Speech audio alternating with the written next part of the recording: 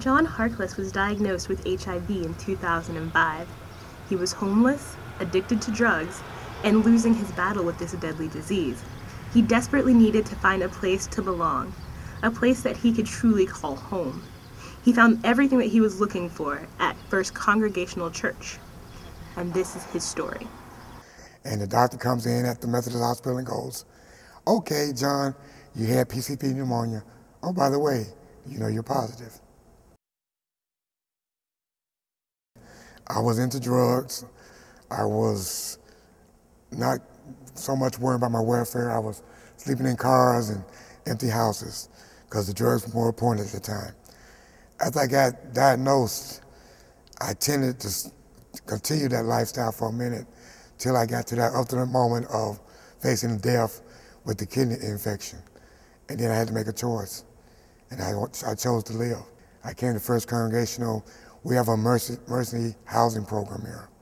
I was only supposed to be here for a couple of weeks, but Julie Hicks, the director of missions, liked me so well, she asked if I would stay and try to help out. And now I am the coordinator of the mercy housing program. I think the first thing that I saw was such a depth of gratitude.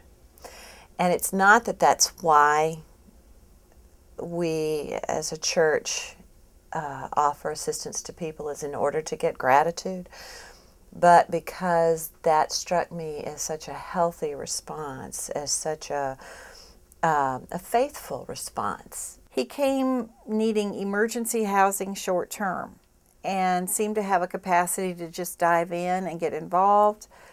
He started helping a lot of people, a lot of programs, and just quickly became part of what we do here. This is First Congregational Church. I have not found a church that was more loving, more caring about people.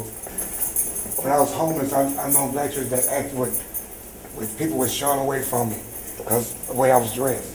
This church, when I came in, they took me in with no questions asked, except the fact that I was sick and I needed a place to go. John has been a terrific source of help and assistance and readiness. He sees what needs to be done. He lives here, so he's able to take care of things at an hour when I'm not here. He knows which groups are coming in. He knows which chairs go where. He's just real familiar, so he takes care of this place like it's a home, because it is a home. I came to First Congo with nothing but an extra pair of pants and shirt. I now own all this. The furniture was given to me, all this was given to me. So I think I did pretty good for a year. Well, his health is very apparent. Gaining weight and feeling well. He used to not feel well a whole lot more often than he does now. This was me back 2006. Yeah, I was very sickly looking. Between the drugs and the disease, I was killing myself. And of course, this is a later picture. This is like, I think about maybe around July and August of 2007. And then of course you see me now in 2008.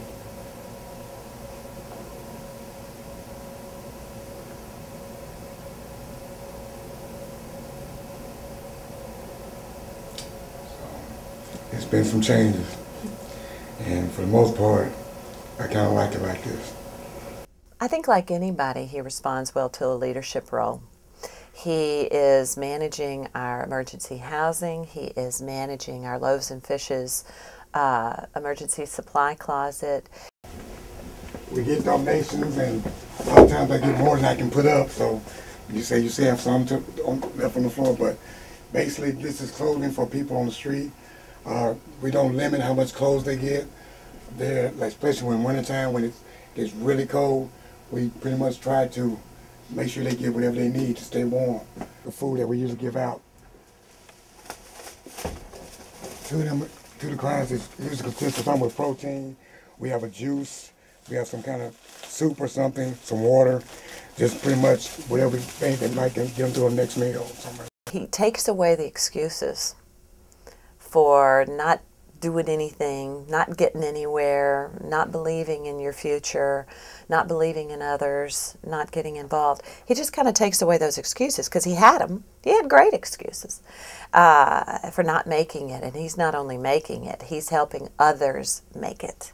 He is a person with keys in his pocket, if you will. There's leadership there. And I think all of us respond well to living up to that kind of trust, that kind of importance of role. I came from sleeping in cars to just being able to have a key to come to my own room, have peace of mind, and to look forward to the next day, not wishing, God, why me?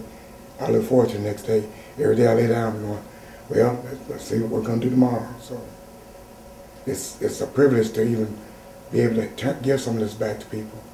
To me, it's an honor to be able to tell somebody about it, and maybe one person listens and goes, oh, if he did it, I know I can do it. I don't deem my life worthless. Matter of fact, I deem it as much greater since I become HIV positive, because now, here, even the little things I do, washing dishes, caring for the homeless, caring for emergency housing, it all has a purpose and meaning to me. It means a lot to me. It means everything to me. No matter what I do else in life, these are the few things in life that I will always remember and always cherish, because I know that I chose to help someone else and not just help myself. I said someday, you know, somewhere you're gonna find me standing on the road. I said someday, somewhere along the way.